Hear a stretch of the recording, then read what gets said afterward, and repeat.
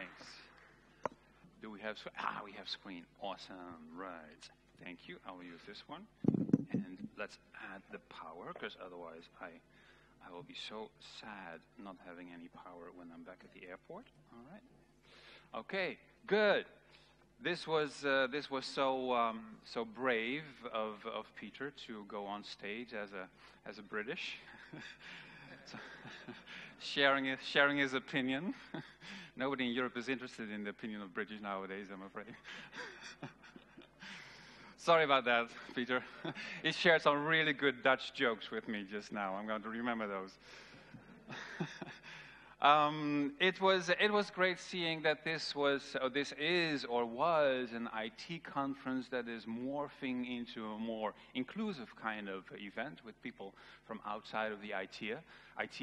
I have gone through a similar journey because I am actually a software engineer. I studied at the University in Delft in the Netherlands, and I ended up programming, of course. Oops. When I finished, but I was probably so bad at programming that my teammates begged our CEO to promote me away into a management position where I could do less harm. Little did they know at the time. And I had absolutely no idea how to work with people. I had no clue how to get people to do great work. For me, developers were computers on legs with hair. That's how I treated them. I gave them instructions, they never followed them. I tried debugging, even worse, I can tell you. Don't try debugging on people. I tried, it doesn't work. So it turns out that I was not the only one who was bad at the management job. Many people in the world are not very good managers, and Peter just gave us some great explanations for that. And I often refer to it as managing the machine, what I was doing back then. I was giving people instructions and planning everything for the machine, and that didn't work well. Bad management leads to bad performance. I will give you one example of that. My favorite example. In 1999, I was awarded a prize. I was Entrepreneur of the Year in the Netherlands, and I was very proud of that. And the jury gave me that award for my business plan. Not my business. My plan for a business. It turned out that I was a great writer. I was not a great entrepreneur, I was a good writer. I could make plans. Oh my God, wonderful plans. I had plans with diagrams in them.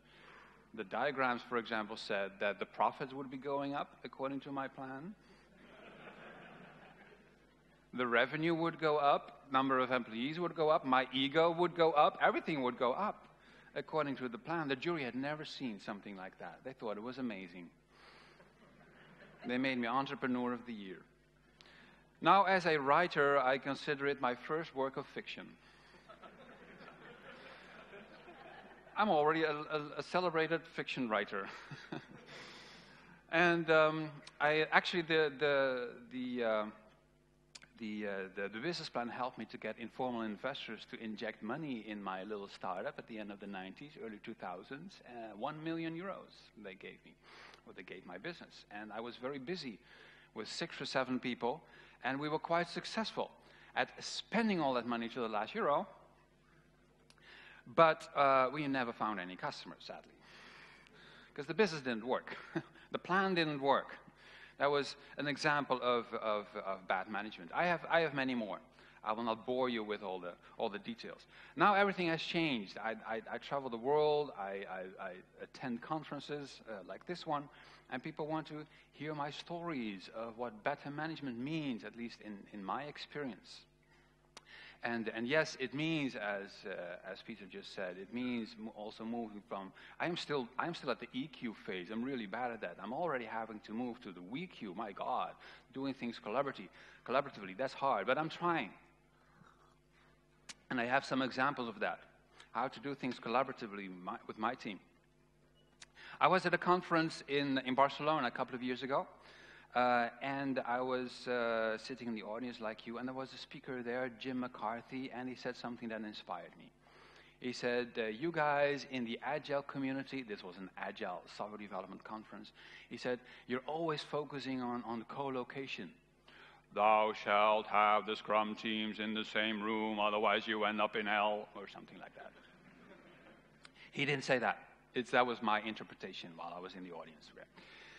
And Jim said, it is good to have people in the same room. We have people in the same room now, but it is not the goal. Because the goal is not geographical closeness between people. The goal is mental closeness between them. And I sat in the audience and I thought, yes, of course, that's it. Because I was always a bit annoyed with the dogmatic message of you should be co-located. Because, let's face it, the world is moving in the opposite direction. Flex time, remote teams, dispersed teams, distributed teams, virtual offices. There's a bigger chance nowadays that you meet your colleagues at the Starbucks in the city than at the office. Right? So we need other approaches to achieve mental closeness so that we like working with each other. I thought by myself, okay, what can I do? Because I have a distributed team, 10 people all over the planet. We don't even have an office. What can I do? What can I do? I will walk like this because this is easier. What can I do to achieve more mental closeness? I started mind mapping. I created a mind map of myself because mind maps are a practice that people use to dive into topics. I thought, what if that topic is me or my colleagues? So this is Jurgen, that's me, with my hobbies, my friends, my values, and everything. And I started mind mapping the hell out of myself. And I asked my colleagues to do the same thing. So this is the mind map, the personal map of Lisette, our remote office worker, or zookeeper, as she calls herself. And then the idea with the personal maps is that you're not allowed to present your personal map. No. Because we all know what the extroverts will be doing. They will go on and on and on and on and on, and oh my God, it never ends. Them talking about themselves. Not allowed.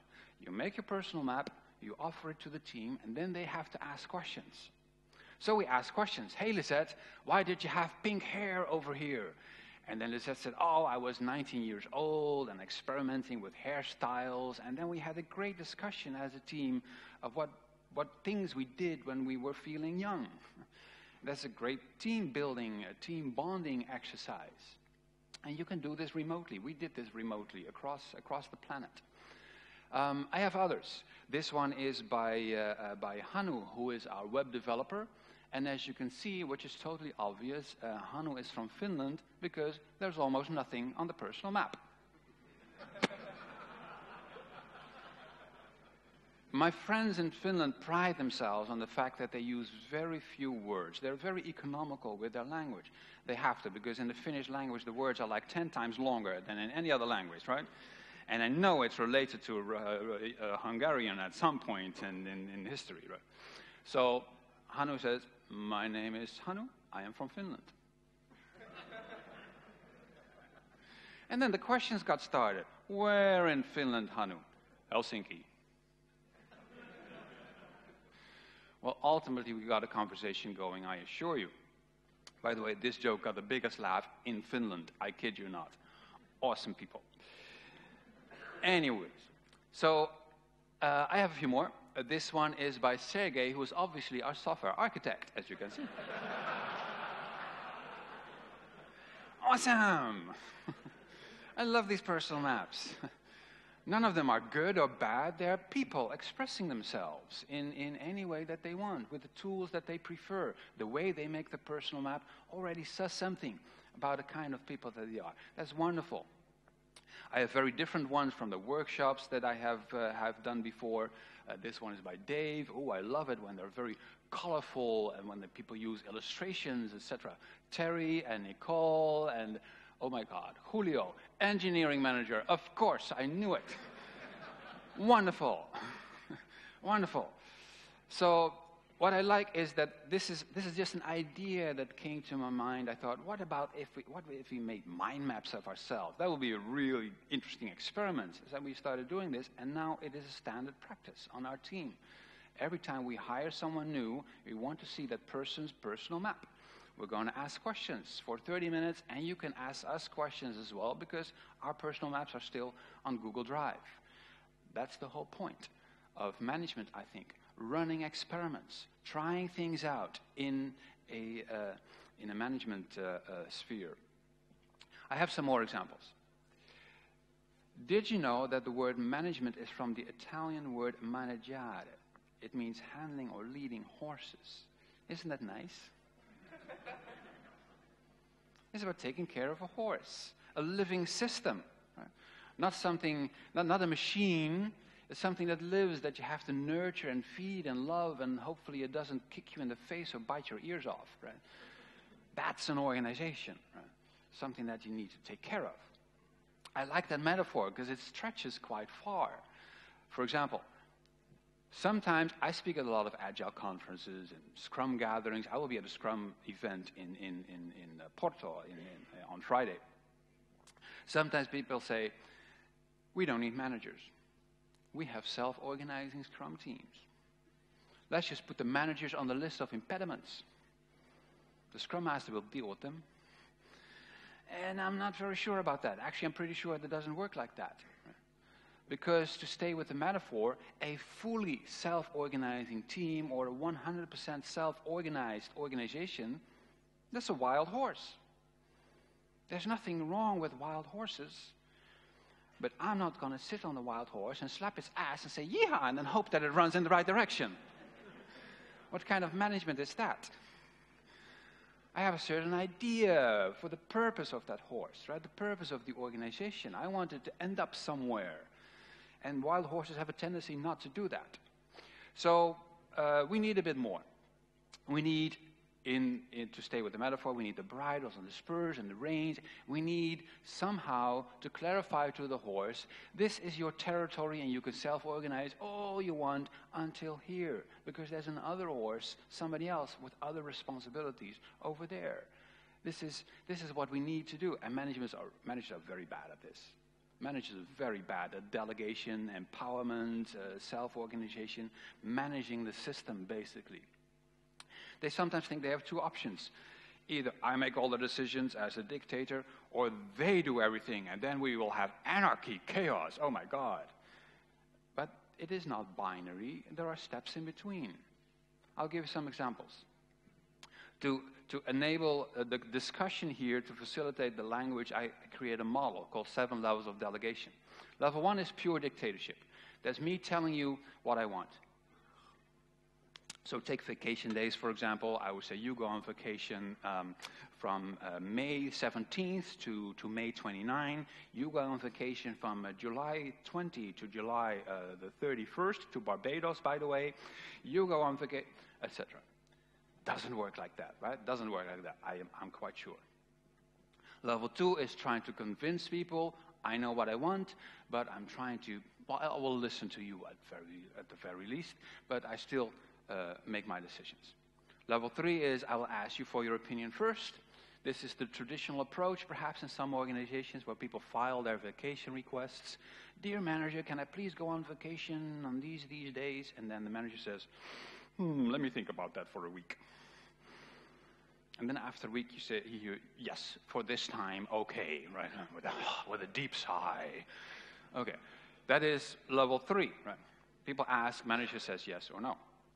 Level 4 is agreement, consensus. This is the typical Dutch approach.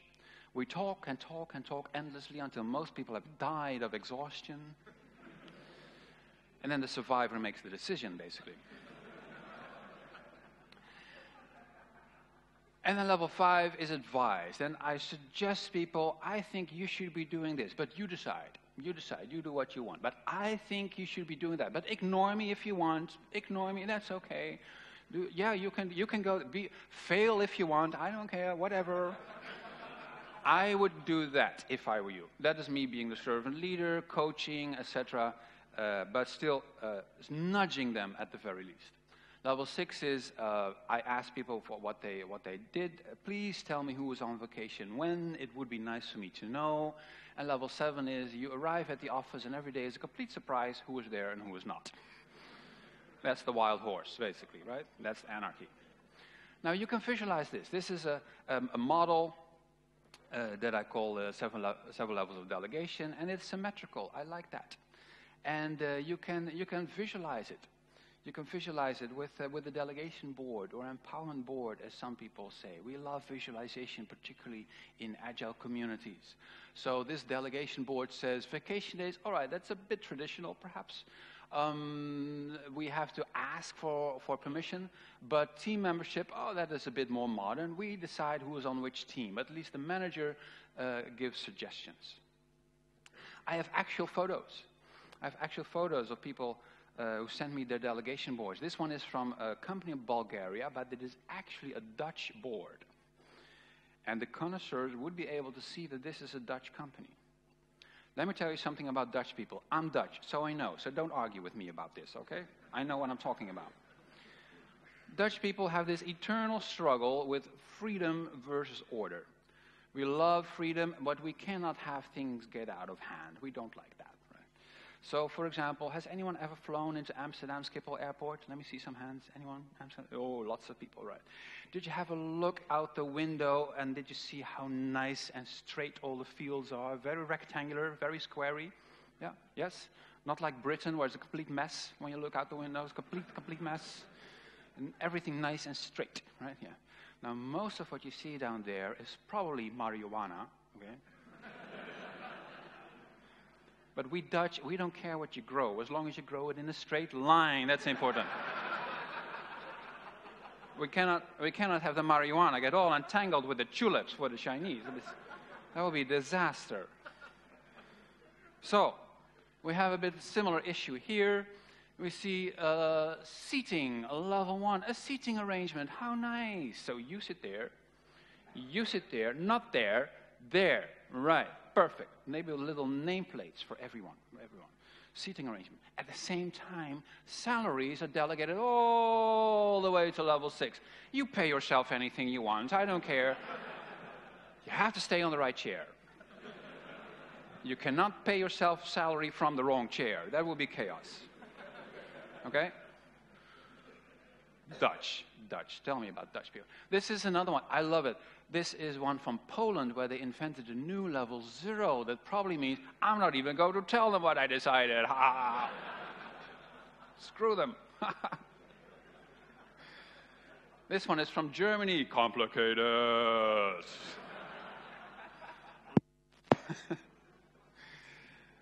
So there's a little game called Delegation Poker that you can play with if you want. It is it visualizes the constraints. It's actually a silly game. It's a silly game. But basically, you ask the horse where it thinks that the fence is.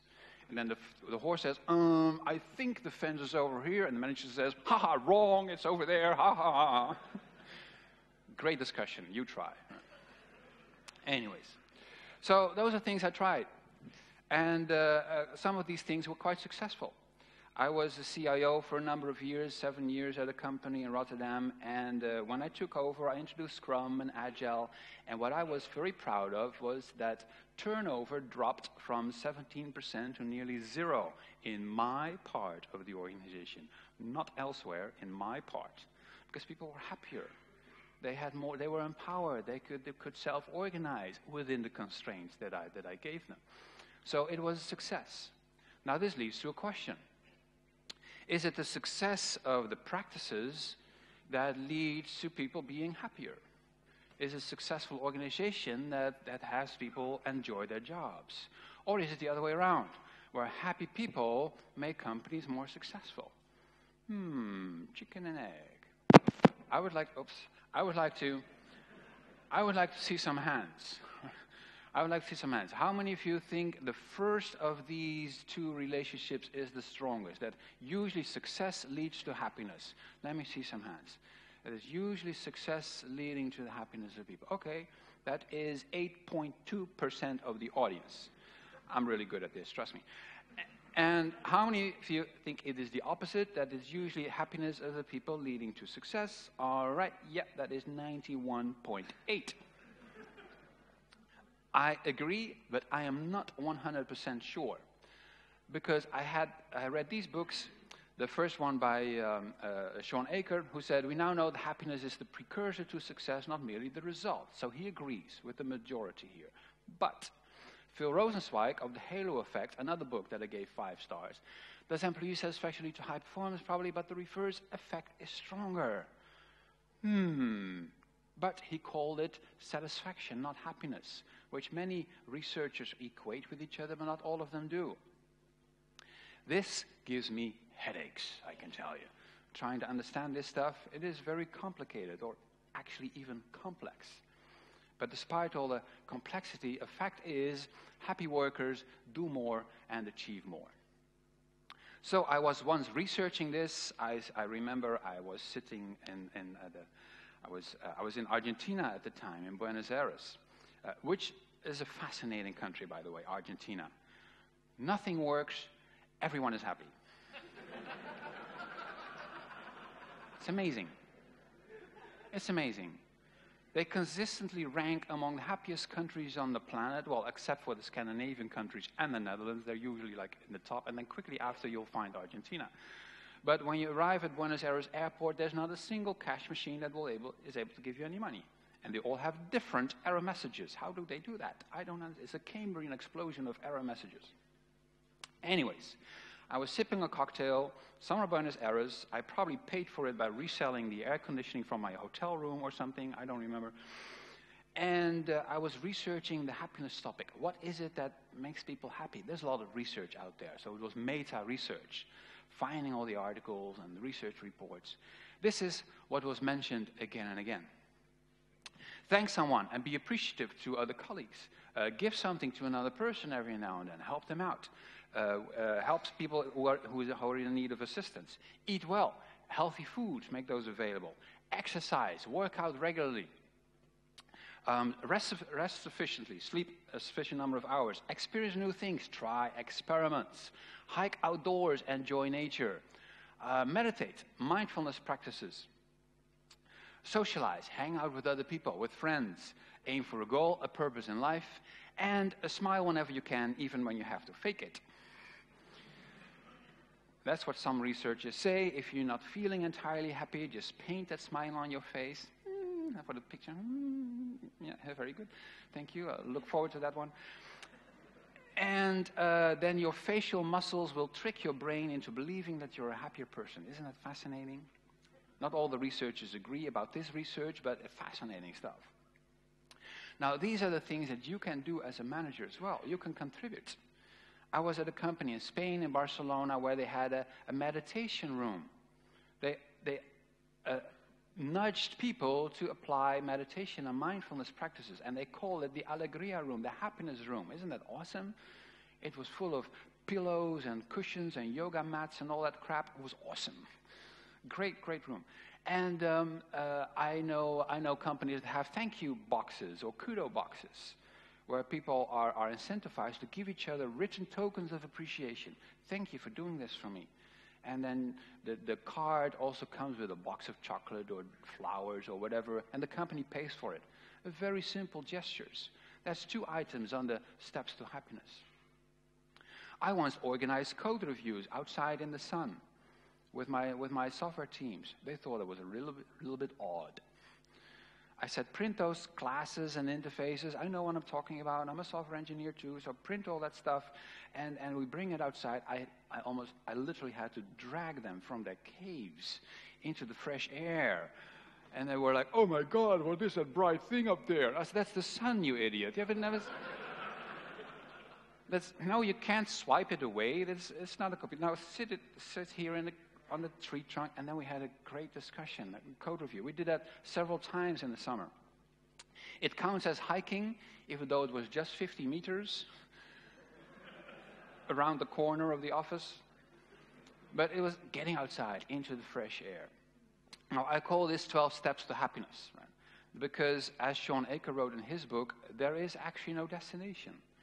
Happiness is a decision that you make every day. Every day you can decide to be a happier person by doing these things, by exercising, by meditating, by thanking someone else, helping someone out, things like that. It makes you a happier person. So the road is endless. It's the happiness path, basically. You figure out how to apply these things to your office environment as well. I have 2 more examples. Let me see how am I doing time-wise. All right, 16 minutes. All right, pretty well. I have a question that I often get, which is about culture. Jurgen, how do we change the organization's culture? Well, that's an interesting question. Let me start with this example. Does anyone know from which company I stole this screenshot? Our values are responsibility and sustainability. Anyone? Volkswagen, right.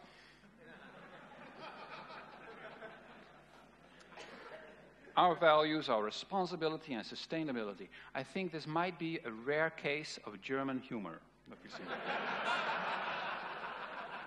That we see here.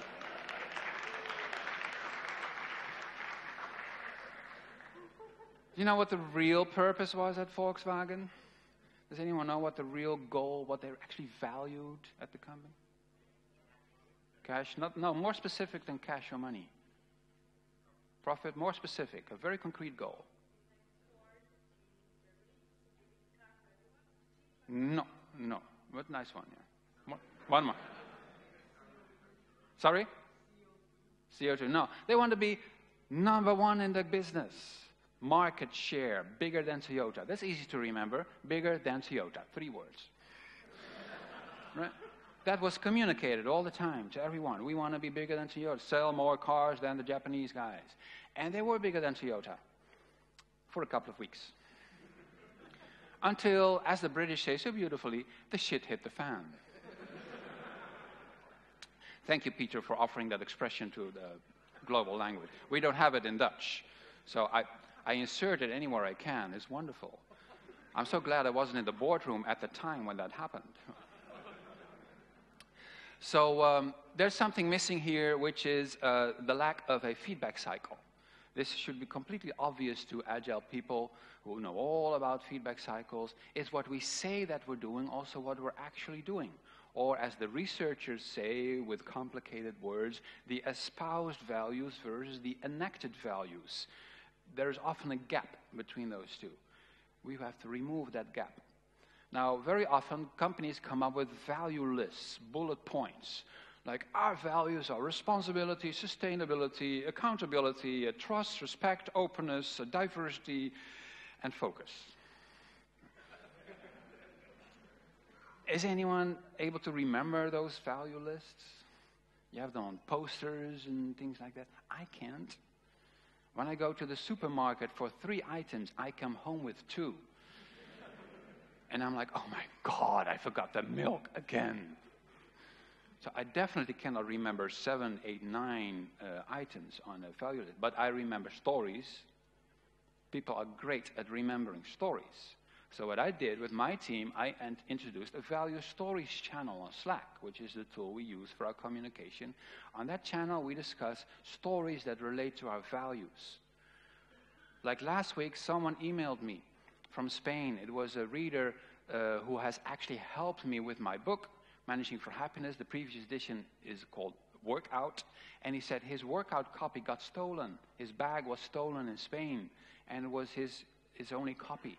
And it's not for sale anymore. There are no copies available. I have just 8 copies left at home. And I saw that they're being sold for €1,500 on Amazon. I'm rich, yes. But, just kidding, that was a joke. I'm sorry. Okay, whatever. But this guy, his copy was stolen. So I'm no worries. I'm going to send you one of my last 8 copies. No worries. Because I feel so bad that his copy was stolen. He actually contributed a little story to that book. So of course I want him to have a copy.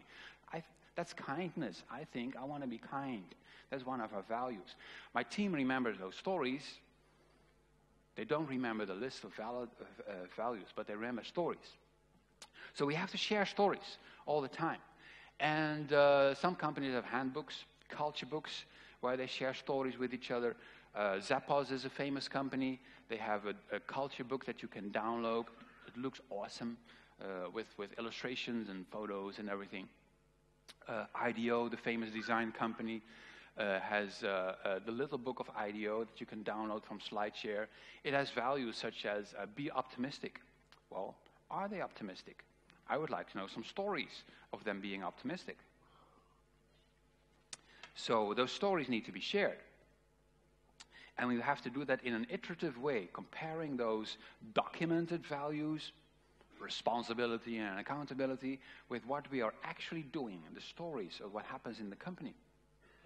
An example of that is in Frederic Laloux's book, Reinventing Organizations. He said some companies have annual value days.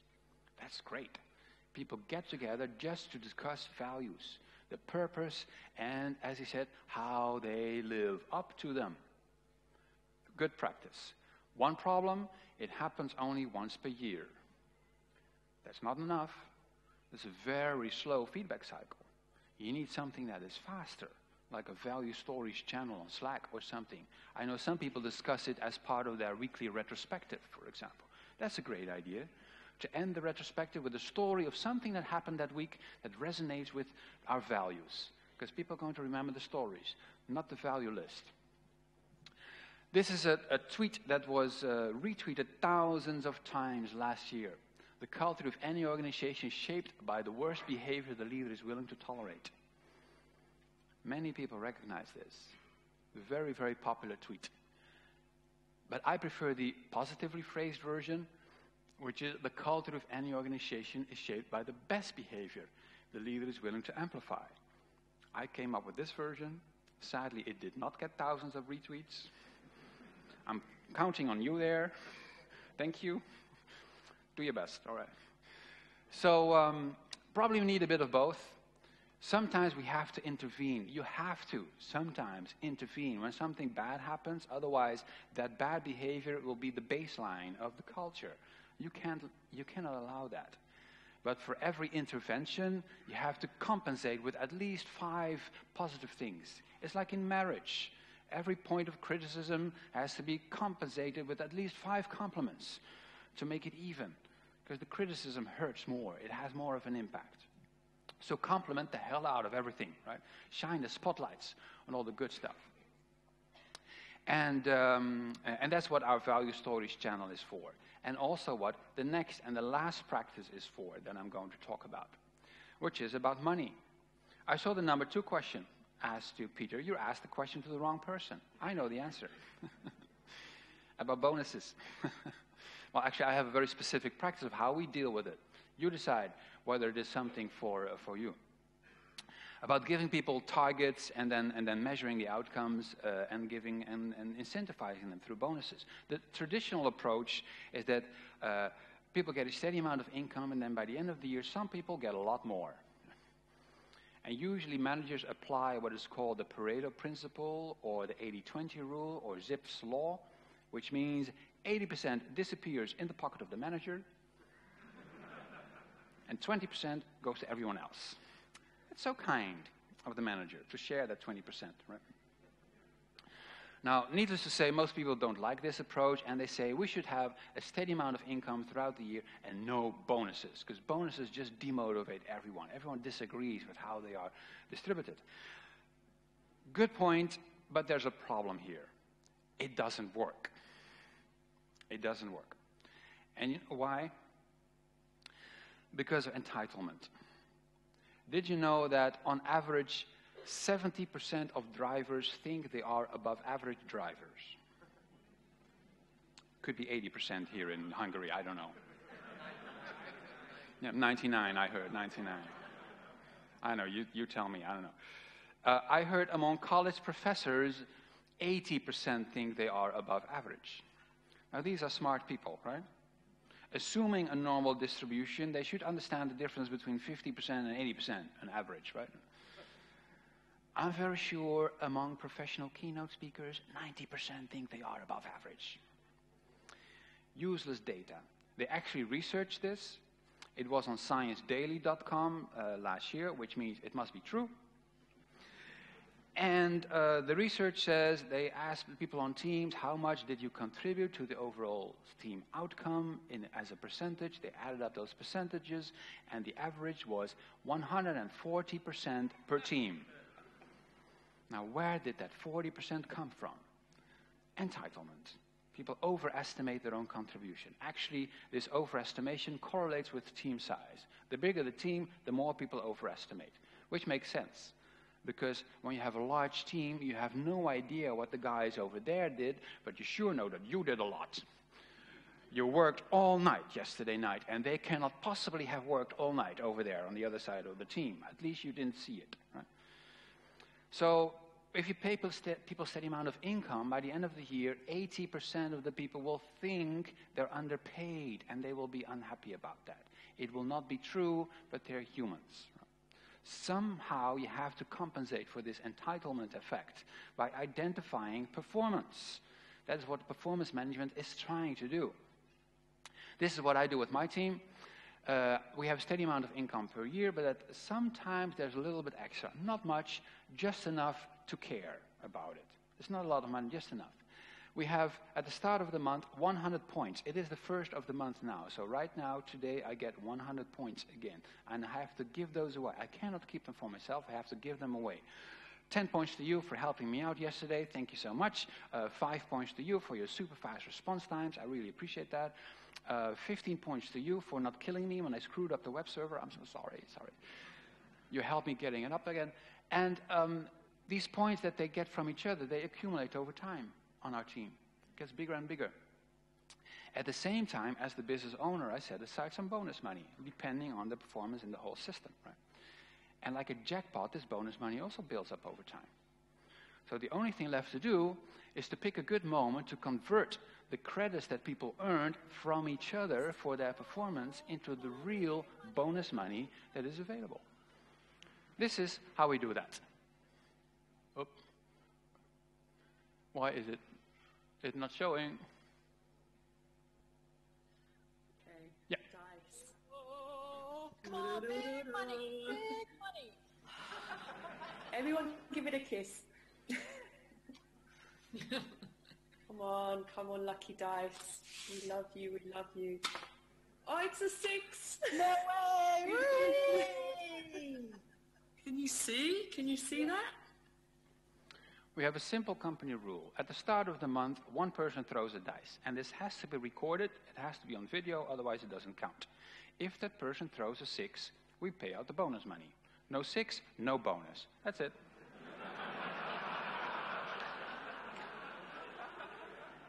That's easy to remember. The bonus money is still there. You can try again next month. It could take years. One try per month. Right?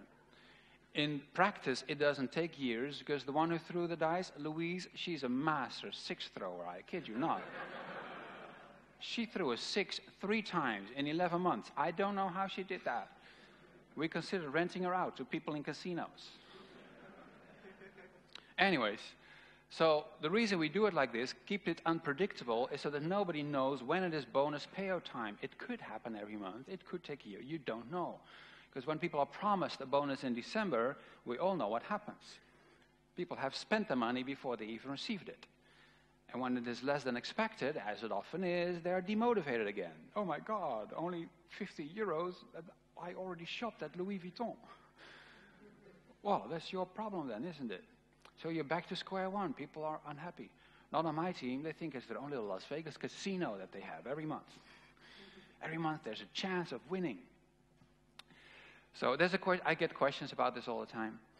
One question I get, you can ask me other questions during the breaks. I will be out there. But one question people get me all the time is, Jurgen, does this become a popularity contest? Is it the popular guys get all the money, the popular girls? And I say, well, I don't know. I don't see it in our data. We have actual data of 2 years. We don't see it, but it could happen. I don't know. But you already have a popularity contest with the traditional bonus system, right? It is called kissing the boss's ass. That's the traditional bonus system. What we have is basically democratized ass kissing. I have to kiss a lot of asses in order to get a decent amount of bonus money. Yesterday it was Jennifer's ass. Today it is Sergey's ass. Tomorrow is Andy. I see asses everywhere. Oh my God. It's horrible. Well, that's what it is to work on a team where your work is appreciated by others, where you have to make sure that your contribution is recognized by everyone else. All of these stories and many more are in this book, Managing for Happiness. Maybe someone has a copy out there. I'll be happy to sign it for you. And what I want to end with is one specific comment by Jennifer, one of my teammates. I was a really bad manager, as I said. 20 years ago, I was terrible, but I started learning. I ran lots of experiments. I try things all the time. That is what innovation is all about. You try things, and then you learn. Jennifer said something interesting to me last year. She said, Jurgen, you are my first manager who doesn't suck. I had to think about that for a moment, and I think it was a compliment. After 20 years of being terrible as a manager, now I am at the level where I don't suck anymore. Right? It's probably going to take me another 20 years to be actually any good. Hopefully the stretch organizers will invite me back to talk about that period of my life. Thank you so much for listening.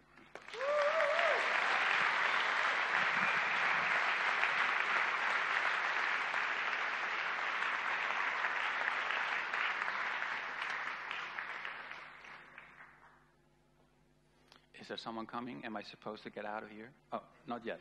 Okay. Does it work? Yeah, it does. Yeah. Sorry, we just had a little problem. Oh, okay. But we solved it. I'm glad you did. Self-organization. You see, that's management. That's how I managed it. She self-organized. You fixed her. I didn't. It was the organizers. Did I really? You delegated as well. Yes, I That's, did. That's double delegation. Thank you for finding me a point for optimism. Yeah, the problem was that the next speaker, thanks to the wonderful manager and leadership skills of Lufthansa, could not make it here. Yeah. But it seems like the strike is going to be solved because they have finally agreed on the new wages. So Lufthansa is back up supposedly in a couple of hours. Maybe I'm just spreading bad news, but that's my job anyway. Okay. So the next speaker is going to be with us on web, and he can't wait. So excuse us for not having the coffee break now, but Jeff Gotholf will come on air now in a couple of seconds, and you can stay with us. So this is what I had to figure out, if you're leaving right away or if you can I will stay until after lunch. You know why it's very important? Let me leave you alone for a sec. Because of this. People who are interested in his book, he dedicated 70 copies to you, first come, first served basis. And we would like to ask you to sign the books. I will sign on the first floor at the cafe after the next speaker stop. Okay, yeah. So that was the thing that we had to figure out. All right. And let me give you the present again. You don't wear ties. I never wear tie. Okay. People who drew this. Oh, wonderful. Figured it out. I like that. Woohoo, awesome. Thank you. It actually looks like a 10-year younger person of me. Yeah. Awesome. And what are you doing with your hands? I don't know. I'm baking cookies or something. I don't know. Awesome. You got a couple of questions, but let me ask one before we get the questions up. It's just a personal one. Looking at your 12 points of happiness, one of them was a certain activity in bed, and I assume it's an 18-plus crowd, so I thought that you don't need to censor the rest of the activities. I just wanted to ask if it's counterproductive to work efficiency, to do other things in bed than sleep. Oh, okay. It's, you had a very important list of happiness. Yes. And one of them is rest and sleep. You don't only have to do that in a bed. Yes. And it increases work efficiency? Exactly, yes. There was research, I saw it yesterday, that a nap in the afternoon increases productivity. That's the one that I was thinking of. Next time, tell your manager when you're on the sofa sleeping, I'm increasing my productivity right now here. Okay, you just thanks destroyed for my figuring out what I productivity was for this thinking afternoon. Yes, that's what you do. Thank you. It's the nap part, yeah. Exactly.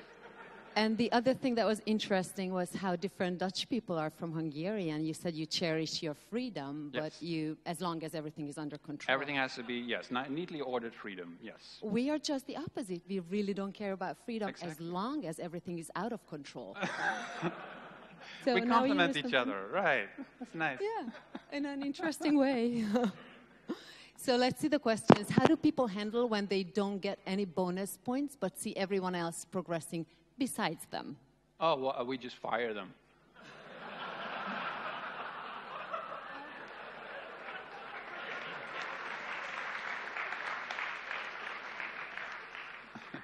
I mean, when nobody is appreciating the work you do, then why are you still here? Either you should quit your job or we should fire you when nobody thinks you did something for anyone. So, yeah, of course, there's a phase before that, as happened with one of the person. We fired one person. This is a true story. We fired one person after giving her signals for, I think, half a year that she should increase her collaboration with the rest of the team, and she didn't.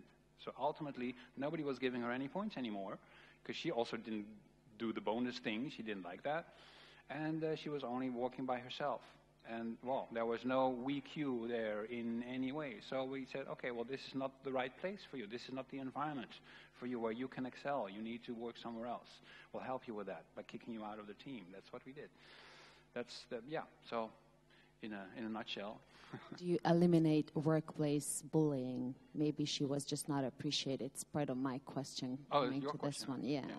Like, you know, somebody would not get the appreciation of the others because they decided they Well, that all starts with culture and values. I mean, we have 3 values now. That is dare to be bold, always be kind, and make it creative.